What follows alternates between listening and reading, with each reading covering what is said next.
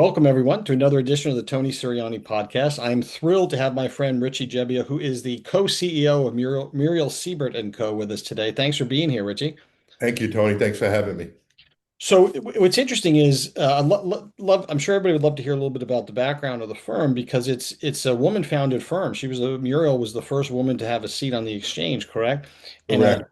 I know it's been sort of a family firm since then. So, tell us just a little bit about the background, the history of the place for folks who don't know. Well, my dad really started in Wall Street in the mid '60s, and from there he's been part of many firms. And I think the way we got integrated with Muriel Siebert herself is my family run a really big charity at one point called ABC for breast cancer, Mhm. and it was through the John Wayne Cancer Institute. And I think we raised probably about 15, $20 million, somewhere in that ballpark. And we honored her, I believe, twice.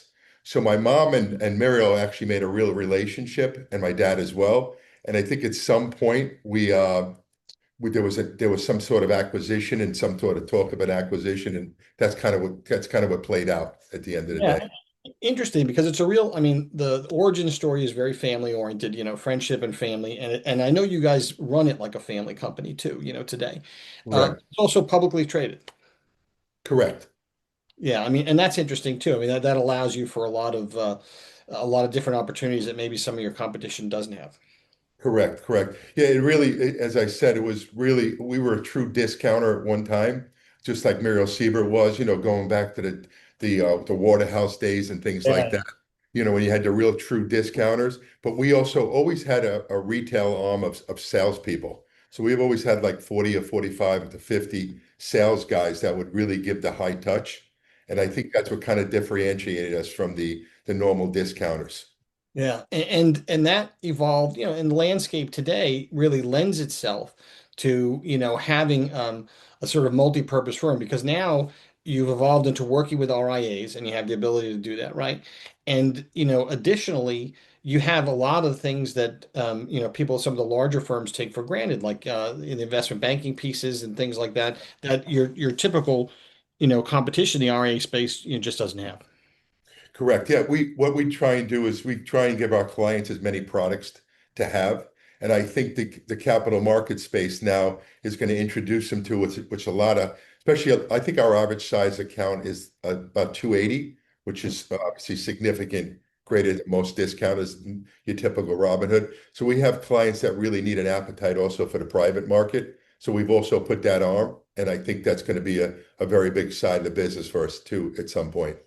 Yeah, yeah, it's certainly a growth opportunity, alternative markets and all that sort of stuff, as well. Correct. Um, when you're working with RIAs, I know, why don't you talk a little bit about what you've built to kind of support them? I know that there's, account metrics, you do events, for the firm, and that by still being a small firm, these guys can participate in that, right? Right. So we really get out in the community. Say we just took a huge space on Sunset Boulevard over a Oh, major hotel and over a major restaurant. And we have a rock space now.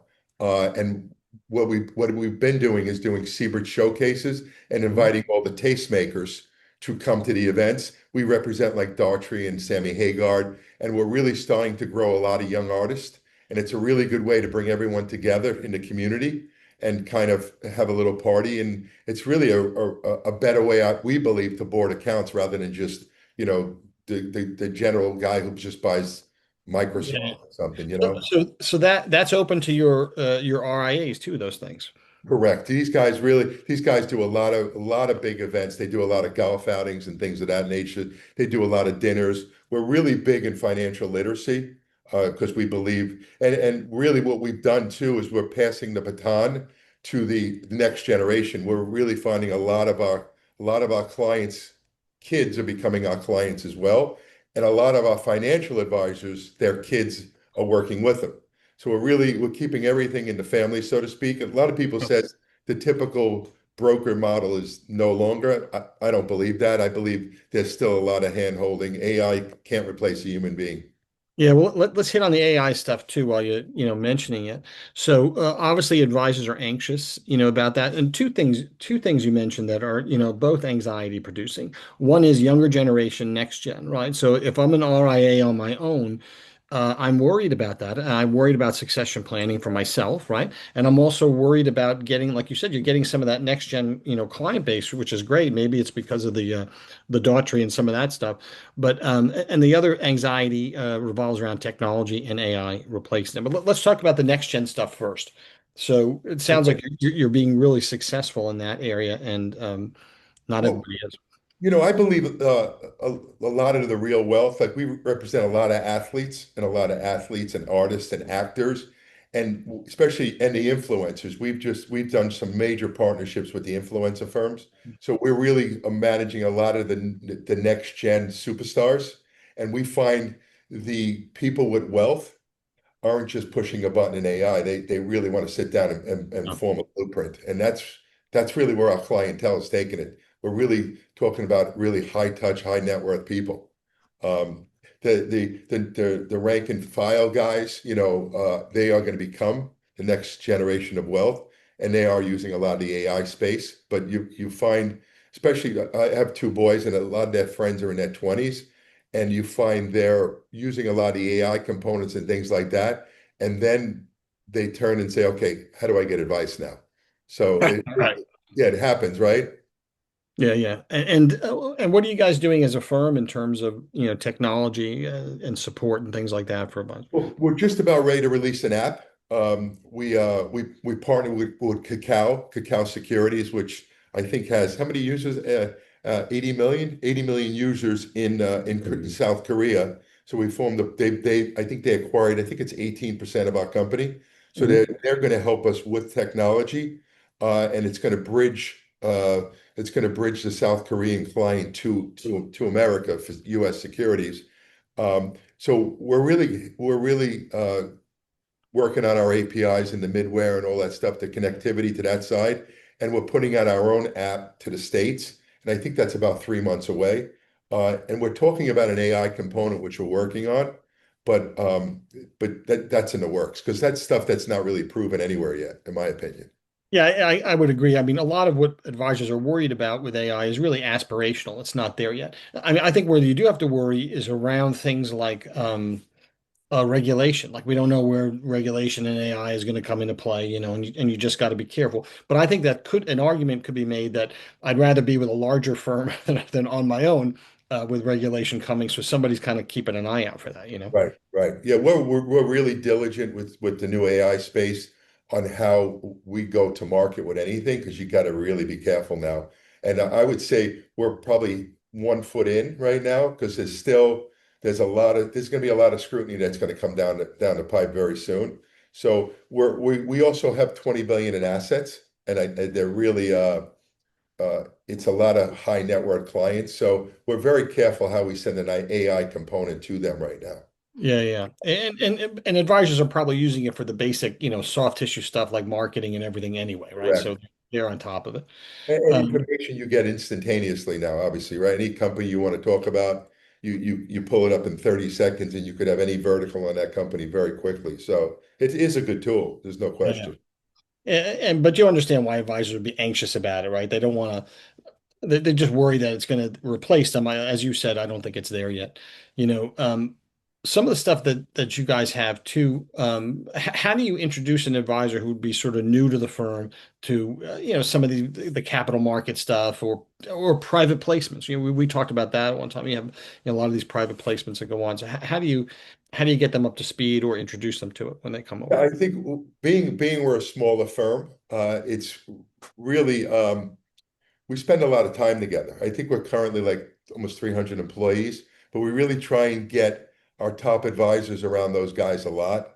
And we Yeah, really have big think tanks. We have weekend retreats and things of that nature where everyone kind of sits together and talks. And we like bringing young guys in with the veterans, and we take our time with the young guys, and we really find that as we introduce them to the different components of the business, they're really getting a great education, number one, because it's important and yeah.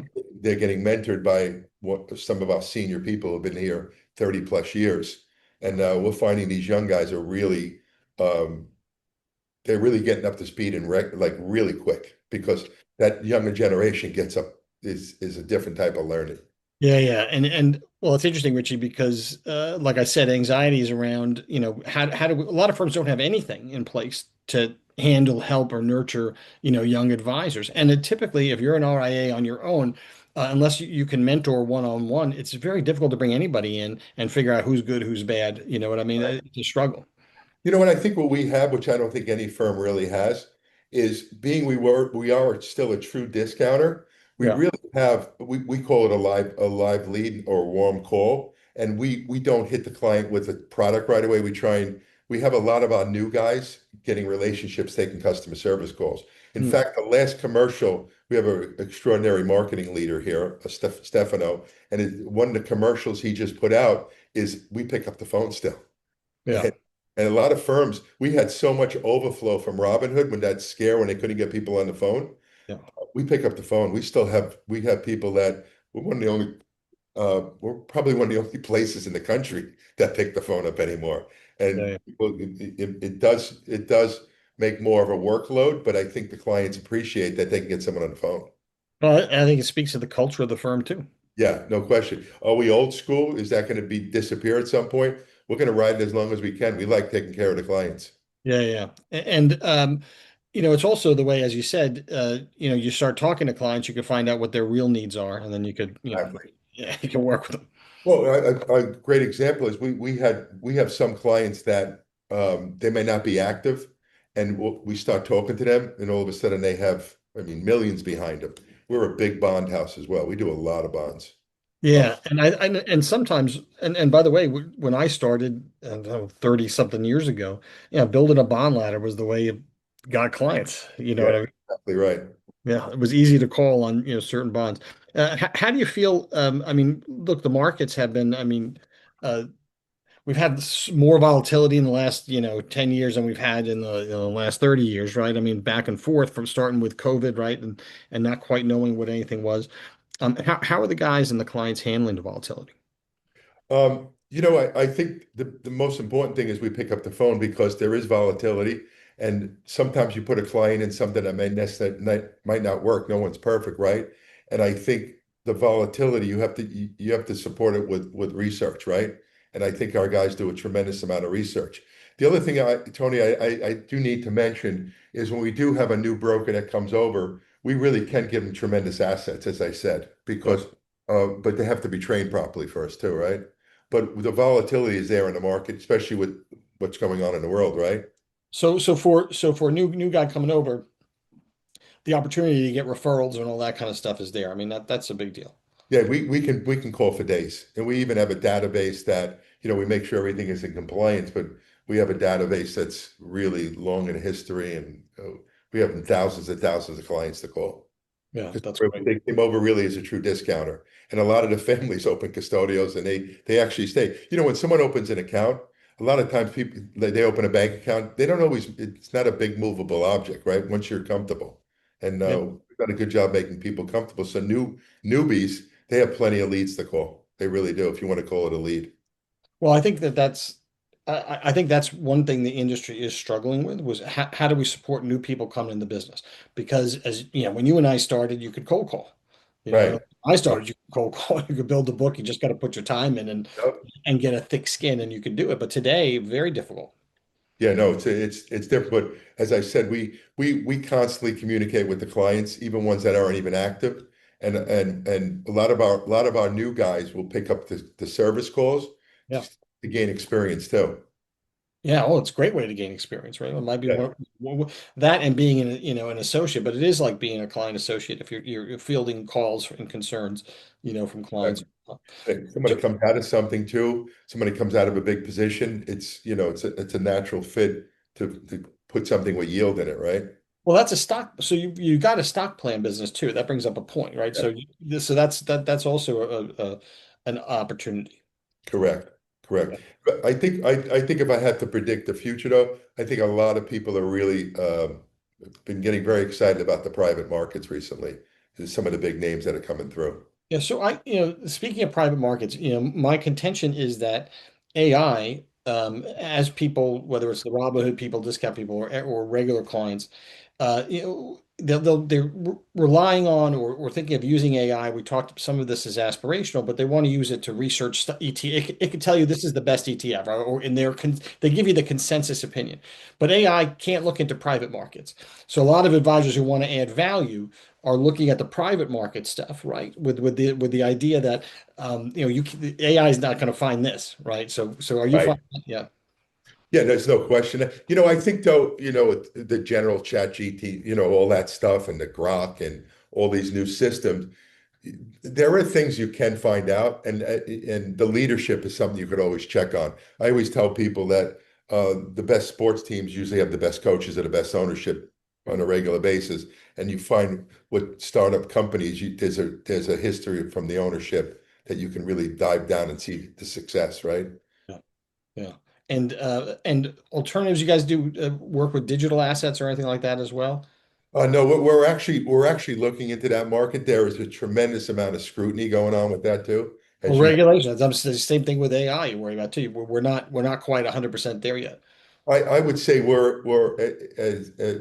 would say we're in a steady hold position. We're Yeah. ready to erupt, but we're taking our time. Yeah. Understood. When you look at the business going forward, I mean, I know you stay true to your roots, and obviously, I think you and I can agree that a lot of the old school stuff, it works. It really works. There's, hard work can't be replaced. Human touch. If I have $5 million, I want to talk to a person, not Yeah. necessarily a computer, right? But where do you see this thing going if you were to look out, 3 to 5 years, given all the changes that you and I have seen in the last, 10? Yeah, I think there's going to be a little piece of everything. I think really, and I think it really relationships. If you have the right relationship with your client, you're also going to be able to advise them on what they've just figured out on AI. Yeah. Uh, they're going to need a team. Yeah, yeah, and advisors building teams at your firm and all that kind of stuff, going forward. Yeah, that's what we do. We have about 8 teams of people, and it's really great because when everyone, as I said, everyone works together, picks up the phone together, and I think the true wealth wants to keep the right team around them, especially a lot of our athletes. We find a lot of our athletes need a lot of, because remember, a lot of these guys are very young, right? Not to say that young people don't have the same knowledge, but a lot of these athletes really become corporations overnight.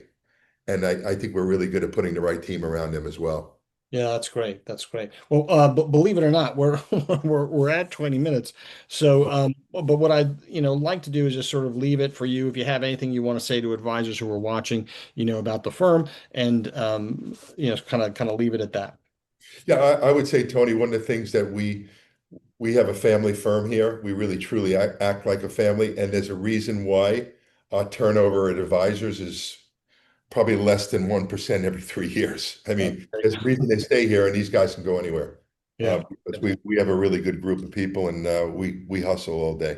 Great. Well, we'll end on a high note. That's terrific. Thanks, Richie. Thanks for being here. We'll do this again and catch up with where you guys are. Great. Thank you, Tony. Thank you for your time, and thank you, Patrick.